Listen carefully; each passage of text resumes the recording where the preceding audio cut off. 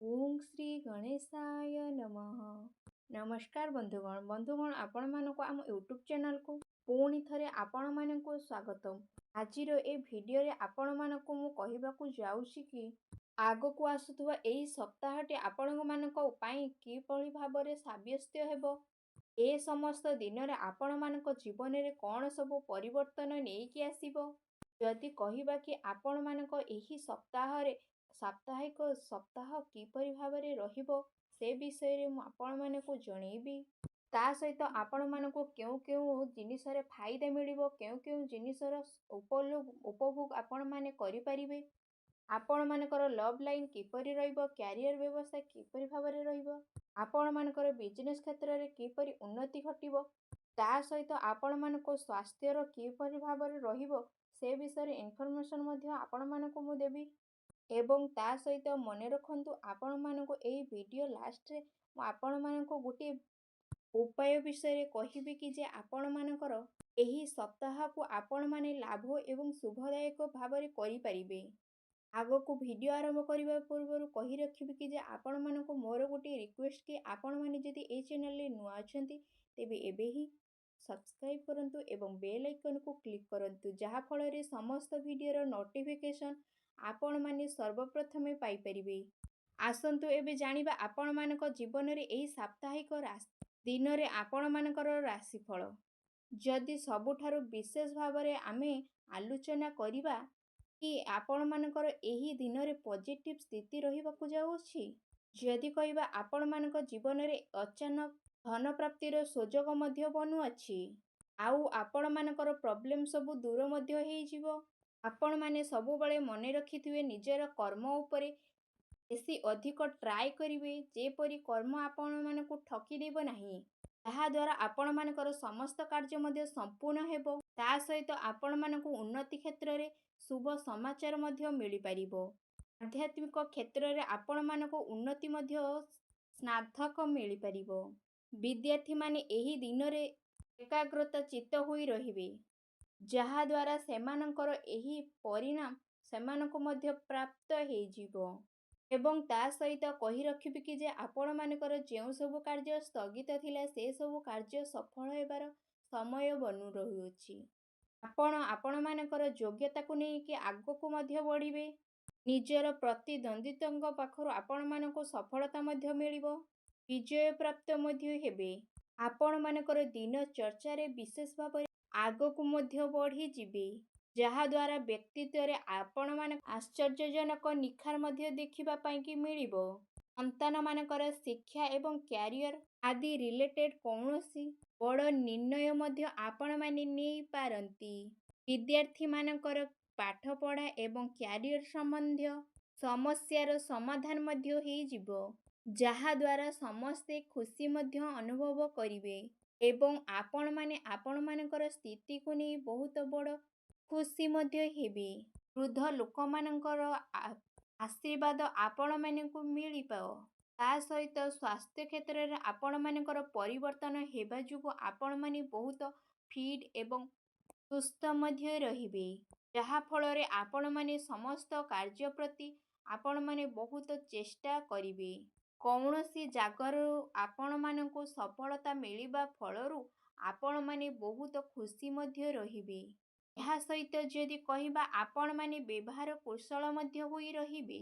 ଆପଣମାନଙ୍କର ବୁଦ୍ଧିମତ୍ତା ଯୋଗୁଁ ଆପଣମାନେ ସବୁ କାର୍ଯ୍ୟକୁ ମଧ୍ୟ ହାସଲ କରିନେବେ, ଯାହାଦ୍ୱାରା ଆପଣମାନଙ୍କୁ କାଫି ଖୁସି ଅନୁଭବ ମଧ୍ୟ ହେବ। ତା ସହିତ ଯଦି କହିବା ଆପଣମାନଙ୍କ ପାଇଁ ଏହି ଦିନରେ କ'ଣ ସବୁ ନେଗେଟିଭ୍ ରହିଛି, ଯଦି କହିବା ସମାଜରେ ଆପଣମାନଙ୍କୁ ମାନ ସମ୍ମାନ ପ୍ରାପ୍ତ ହେବାର ସମ୍ଭାବନା କମ୍ ରହିଅଛି, ତ କୌଣସି ନା କୌଣସି କାର୍ଯ୍ୟକୁ ବିସ୍ତରତା ଓ ଗମ୍ଭୀରତା ଭାବରେ କାର୍ଯ୍ୟଟିକୁ ସମ୍ପୂର୍ଣ୍ଣ କରନ୍ତୁ, ଯାହାଫଳରେ ଆପଣମାନଙ୍କୁ ସମ୍ମାନ ଏବଂ ଲାଭ ମଧ୍ୟ ମିଳିପାରିବ। ବନ୍ଧୁମାନଙ୍କ ସହିତ ଆପଣମାନଙ୍କର ଏହି ଦିନରେ ସ୍ଥିତି ମଧ୍ୟ ଖରାପ ଦେଖିବାକୁ ମିଳିବ। ତା ସହିତ ଆପଣମାନଙ୍କୁ ଆର୍ଥିକ କ୍ଷେତ୍ରରେ ବହୁତ କ୍ଷତି ମଧ୍ୟ ଘଟିପାରେ। ଭାଇମାନଙ୍କ ଦ୍ୱାରା ଭାଗବଣ୍ଟାର ସ୍ଥିତି ମଧ୍ୟ ଏହି ଦିନରେ ବନୁ ରହିଅଛି। ତା ସହିତ ଆପଣମାନେ ଆପଣମାନଙ୍କର କ୍ରୋଧ ଉପରେ ଟିକେ ନିୟନ୍ତ୍ରଣ ରଖନ୍ତୁ। ଆପଣମାନଙ୍କର ତରତରରେ କାର୍ଯ୍ୟ କରୁଥିବାର କାର୍ଯ୍ୟ ମଧ୍ୟ ବିଗାଡ଼ି ଯାଇପାରେ। ତାହା ଦ୍ୱାରା ପାରିବାରିକ ସୁଖ ମଧ୍ୟ ଆପଣମାନଙ୍କୁ ନ ମିଳିପାରେ। ନିଜର ଲକ୍ଷ୍ୟ ପ୍ରତି ଆପଣମାନଙ୍କର ଦୃଷ୍ଟି ଦେବା ନିହାତି ଆବଶ୍ୟକ। ଯେତେ ସମ୍ଭବ ଆପଣମାନେ ଅଜଣା ଲୋକମାନଙ୍କ ଠାରୁ ଦୂରେଇ ମଧ୍ୟ ରୁହନ୍ତୁ। ଭୂମି ଏବଂ ବାହନ କ୍ଷେତ୍ରରେ ଆପଣମାନଙ୍କୁ ବଡ଼ କାର୍ଯ୍ୟ ମଧ୍ୟ କରିବାକୁ ପଡ଼େ। ସେଥିପାଇଁ ନିଜର ଆର୍ଥିକ ସ୍ଥିତିକୁ ଧ୍ୟାନ ରଖିକିନା କିଣାକିଣି ରିଲେଟେଡ୍ ସବୁ କାର୍ଯ୍ୟ ଆପଣମାନେ ଭାବି ଚିନ୍ତିକିନା କରନ୍ତୁ। ଏହା ଆପଣମାନଙ୍କ ପାଇଁ ବେହତରୀନ ସମୟ ମଧ୍ୟ ଦେବ। ଆସନ୍ତୁ ଏବେ ଜାଣିବା ଆପଣମାନଙ୍କର ଏହି ଦିନରେ ଲଭ୍ ଲାଇନ୍ ସ୍ଥିତି କିପରି ଭାବରେ ରହିବ। ଦାମ୍ପତ୍ୟ ଜୀବନକୁ ନେଇକି ଆପଣମାନଙ୍କର ସ୍ଥିତି କାଫି ଭଲ ହେବାକୁ ଯାଉଅଛି। ଜୀବନସାଥୀମାନଙ୍କ ସହିତ ମଧୁର ସମ୍ବନ୍ଧ ରହିବା ସହିତ ଆପଣମାନଙ୍କୁ ତାଙ୍କର ସହଯୋଗ ମଧ୍ୟ ପ୍ରାପ୍ତ ହେବ। ଘରର ସୁଖ ସମୃଦ୍ଧି ପ୍ରତି ଆପଣମାନଙ୍କର ଧ୍ୟାନ ମଧ୍ୟ ବଢ଼ିବ। ପତି ପତ୍ନୀଙ୍କ ସହିତ ଆପଣମାନଙ୍କର ସମ୍ପର୍କ ମଧ୍ୟ ଭଲ ରହିବ। ପିଲାମାନଙ୍କର ଜିଦି କ୍ଷେତ୍ରରେ ଆପଣମାନଙ୍କୁ ବହୁତ କଷ୍ଟ ଅନୁଭବ ମଧ୍ୟ ହେବ। ଆସନ୍ତୁ ଏବେ ଜାଣିବା ଆପଣମାନଙ୍କର ଏହି ଦିନରେ ବ୍ୟବସାୟ କ୍ଷେତ୍ରରେ କ'ଣ ସବୁ ହବ।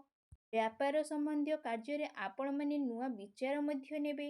ନିଜର ବଳ ଖର୍ଚ୍ଚ କରିକିନା ଆପଣମାନେ ଏହି କାର୍ଯ୍ୟଟିକୁ ବହୁତ ଭଲ ଭାବରେ ସମ୍ପୂର୍ଣ୍ଣ ମଧ୍ୟ କରିବେ। ଚାକିରି କରୁଥିବା ବ୍ୟକ୍ତିମାନେ ଏହି ଦିନମାନଙ୍କରେ ସନ୍ତୁଷ୍ଟ ମଧ୍ୟ ହୋଇ ରହିବେ। ଆଉ ସହକର୍ମୀମାନଙ୍କର ଆପଣମାନଙ୍କୁ ସହଯୋଗ ମଧ୍ୟ ପ୍ରାପ୍ତ ହେବ। ଚାକିରି କ୍ଷେତ୍ରରେ ଆପଣମାନଙ୍କୁ ହାଲକା ଫୁଲକା ବିପତ୍ତି ମଧ୍ୟ ଆସିପାରେ, କିନ୍ତୁ ଆପଣମାନଙ୍କର ବୁଦ୍ଧିମତ୍ତା ଯୋଗୁଁ ଆପଣମାନେ ସେହି କାର୍ଯ୍ୟକୁ ସମ୍ପୂର୍ଣ୍ଣ ମଧ୍ୟ କରିନେବେ। ଆସନ୍ତୁ ଏବେ ଜାଣିବା ଆପଣମାନଙ୍କର ସ୍ୱାସ୍ଥ୍ୟ କିପରି ଭାବରେ ରହିବ। ଅତ୍ୟଧିକ କାର୍ଯ୍ୟ କରିବା ଫଳରେ ଆପଣମାନଙ୍କୁ ଥକାପଣ ଏବଂ କଷ୍ଟ ଭଳି କିଛି ଛୋଟ ମୋଟ ସମସ୍ୟା ମଧ୍ୟ ଆପଣମାନଙ୍କୁ ମିଳିବ। ତା ସହିତ ଆପଣମାନେ ଅତ୍ୟଧିକ ଅଏଲି ଖାଦ୍ୟ ଖାଆନ୍ତୁ ନାହିଁ। ତାହାଦ୍ୱାରା ଆପଣମାନେ ଏହି ଅଏଲି ଖାଦ୍ୟ ଖାଇବା ଦ୍ୱାରା ଆପଣମାନଙ୍କୁ ଛୋଟ ମୋଟ ପେଟ ରୋଗ ମଧ୍ୟ ଦେଖା ଦେବ। ଆପଣମାନେ ଯେତେ ସମ୍ଭବ ଅଏଲି ଖାଦ୍ୟଠାରୁ ଦୂରେଇ ମଧ୍ୟ ରୁହନ୍ତୁ, ଯାହାଦ୍ୱାରା ଆପଣମାନଙ୍କର ସ୍ୱାସ୍ଥ୍ୟରେ ଭଲ ପରିବର୍ତ୍ତନ ଦେଖିବା ପାଇଁକି ମିଳିବ। ଏବଂ ତା ସହିତ ଆପଣମାନେ ସ୍ୱାସ୍ଥ୍ୟକୁ ଠିକ୍ କରିବା ପାଇଁ ପ୍ରତ୍ୟେକ ଦିନ ସକାଳୁ ବ୍ୟାୟାମ କରନ୍ତୁ, ଯୋଗ କରନ୍ତୁ ଏବଂ ସୁସ୍ଥ ମଧ୍ୟ ରୁହନ୍ତୁ। ଆସନ୍ତୁ ଏବେ ଜାଣିବା ଆପଣମାନଙ୍କର ଏହି ଦିନରେ କ'ଣ ସବୁ ବିଶେଷ ଉପାୟ ରହିଅଛି।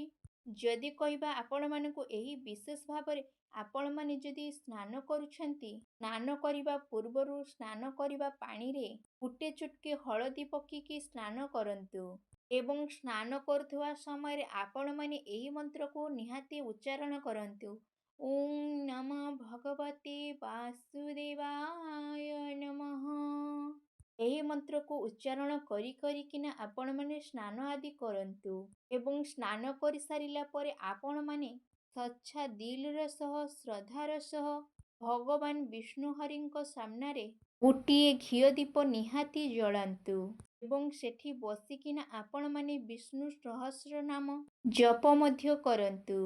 ଏପରି କରିବା ଦ୍ୱାରା ଆପଣମାନଙ୍କ ଉପରେ ଭଗବାନ ବିଷ୍ଣୁ ଖୁବ୍ ଶୀଘ୍ର ପ୍ରସନ୍ନ ମଧ୍ୟ ହେବେ ଏବଂ ଆପଣମାନଙ୍କର ସମସ୍ତ କଷ୍ଟକୁ ମଧ୍ୟ ଦୂର କରିବେ।